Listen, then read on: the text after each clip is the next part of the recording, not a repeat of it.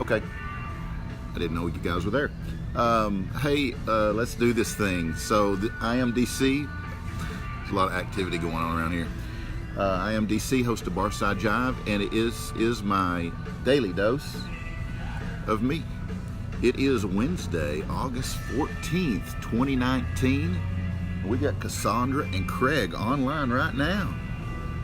Hey guys, this is my Seige on Normalcy, day 14. Guys, it rained overnight. I woke up this morning, or sometime during the night this morning, whenever it was, and it was like raining. It was freaking awesome. So, yeah, it was really cool. So we got a little bit of moisture last night. It's currently only 93, but we are under an air quality alert here in the Dallas-Fort Worth area. You know what that means? Well, let me tell you. It means there's high levels of ozone air pollution. Can't be because of that freaking international airport right over here, 15 minutes away, could it? Right? No. So what you guys need to do is share a ride, because that's what the pros say, is to share a ride, but not with a stranger. That's what I say. Not with a stranger. What the pros say is really a vibe killer, but I'm going to tell you what they say anyway. They also say walk or ride your bike instead of taking your car, if it's possible, which is probably not. Take your lunch to work and avoid drive-through lanes like at Taco Bell. Because Taco Bell totally sucks. But that's okay. But conserve energy. Maybe only flush the toilet once a day. You know. You could have a cookout on the sidewalk. Who needs electricity or gas? You can just cook right on the sidewalk. And always keep your vehicle properly tuned. I think they mean tuned up, but I mean tuned in to the zoo, because you can stream it either from your car radio or your phone. Just go to vocalnow.com, and it's vocal with a K, and click on the zoo. And every once in a while you might hear me. Anyway, that's how I get my driving pleasure, because I listen to the zoo when I'm driving. Hey, the winds are east-northeast, 7 miles per hour, and there is another chance of moisture, but slight chance because it's only 20%. Guys, it is National VJ Day. That's right, VJ Day. VJ Day. And I know a lot of you don't even know what that means, so I'll tell you, because that's what I'm here for.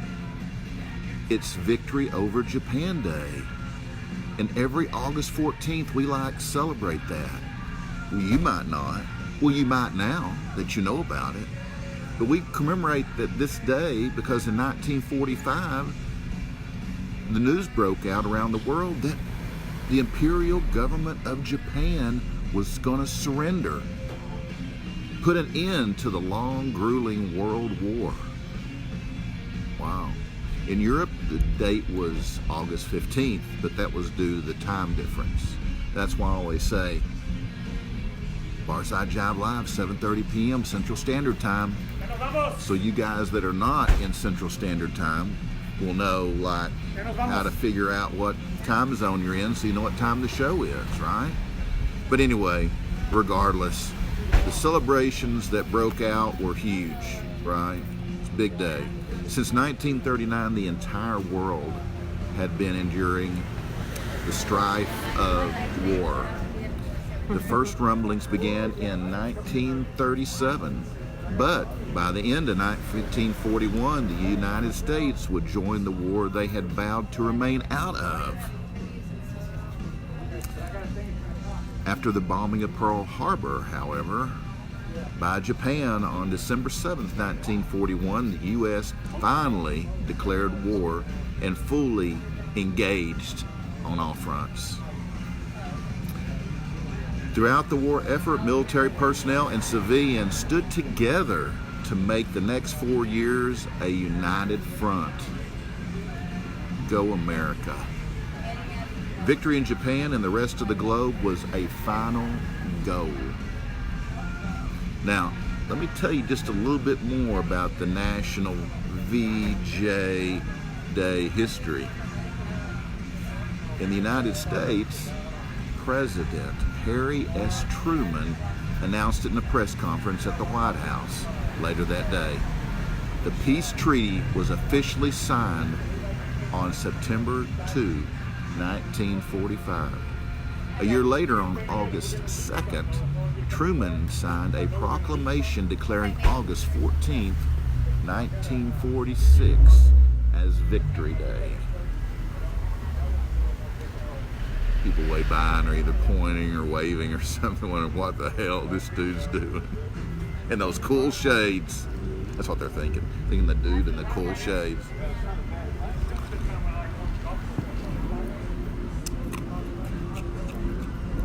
Another way to conserve energy is to hydrate. Hydrate often. And if you can find a old school Bass Pro Shops Outdoor World big ass green cup, it's the primo way to go. Yeah.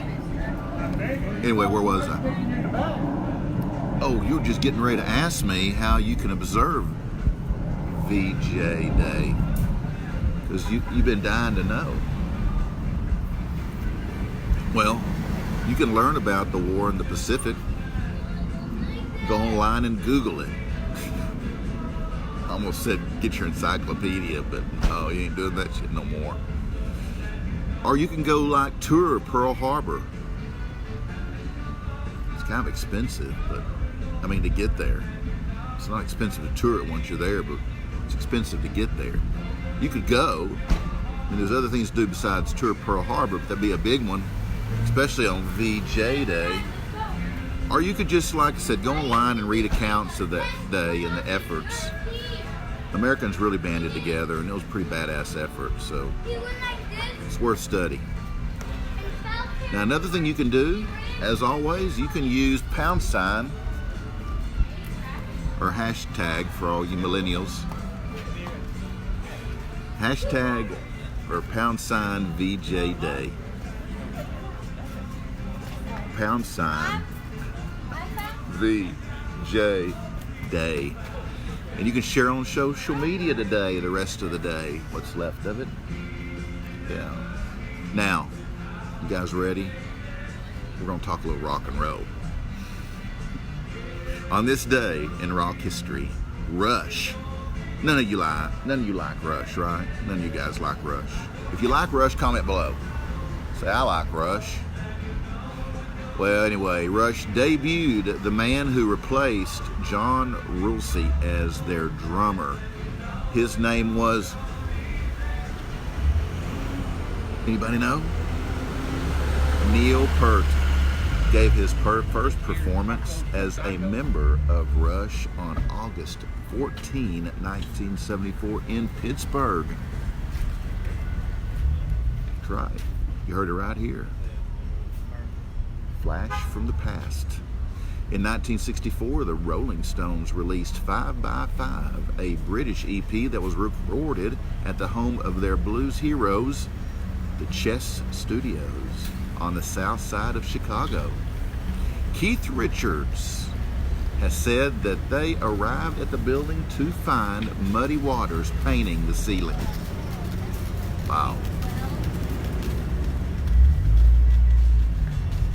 A few months later, the EP would be filled out to album length and put out in America as 12 by 5. These cars pull up behind me on the curb and like their freaking engines are hot, like kind of warm me up a little bit. Hawkwind introduced the world to their particular brand of space rock with their 1970 debut on this day. Yep. And Michael Jackson made headlines when he bought ATV Music Publishing the company that controlled the rights to that little-known band called the Beatles. Yep, the Beatles catalog for $47.5 million in 1985. The idea to get into the publishing side of the business was put into Jackson's head by none other than Paul McCartney himself. The two collaborated on a pair of hit songs 3 years earlier and discussed Jackson doing this very thing, and it happened. And guys, I got some birthday shout outs I want to do. First of all, to Daryl George Dash Crofts, American singer with Seals and Crofts. You guys remember Summer Breeze, right? What a great song, Summer Breeze. That dude was born in Cisco, Texas in 1940, just down Interstate 20 from DFW, not very far. David Crosby, the singer who first gained fame with the Byrds before going on to bigger success with Crosby, Stills, and Nash, and sometimes Young. Truth. Was born not down the road from DFW, but a long way down the road in Los Angeles, California in 1941. And to Larry Graham Jr., American bass guitar player for Graham Central Station, Sly and the Family Stone. He was born in Beaumont, Texas, just down the highway south of DFW, but a long ways, down on the coast. Yeah, in 1946. God, that car is hot. Shit, y'all gonna leave that motor running all day?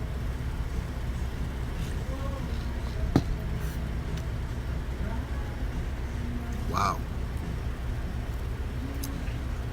Well, guys, because this fucking truck won't turn off his engine and he's burning my ass off, I'm gonna go, but that's gonna wrap my rock history lesson today. So check my daily dose tomorrow, because it was a big day in rock as well. And you know, I've got a show tomorrow night. Yeah, 7:30 p.m. Central Standard Time. And tomorrow in rock history, we got all sorts of stuff about the Beatles, AC/DC, Genesis, and that little known festival that started like yesterday, 50 years ago, because it is Woodstock's anniversary.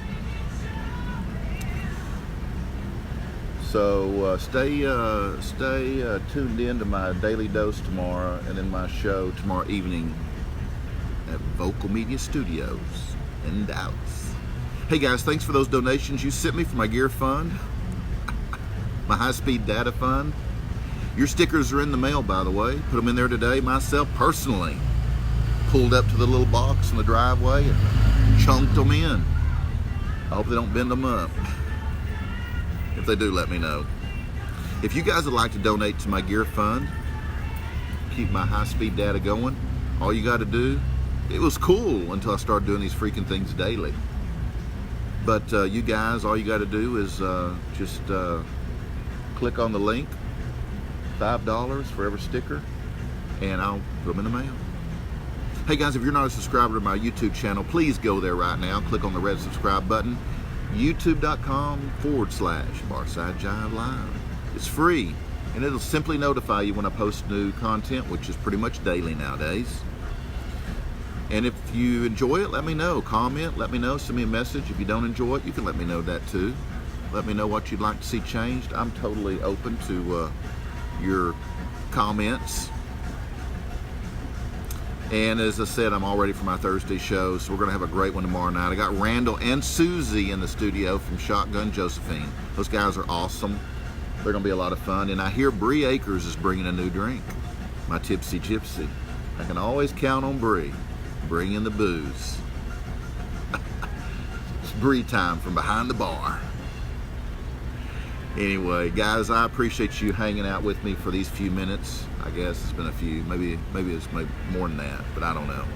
But anyway, I will see you very soon, like tomorrow, and I guarantee as soon as I hang up with you, this asshole in this truck's gonna leave. But it's all right, because it'll be cooler here, and I can sit here a while longer. But anyway, thanks for hanging out with me. Please share this stuff, and peace, love, and keep on rocking.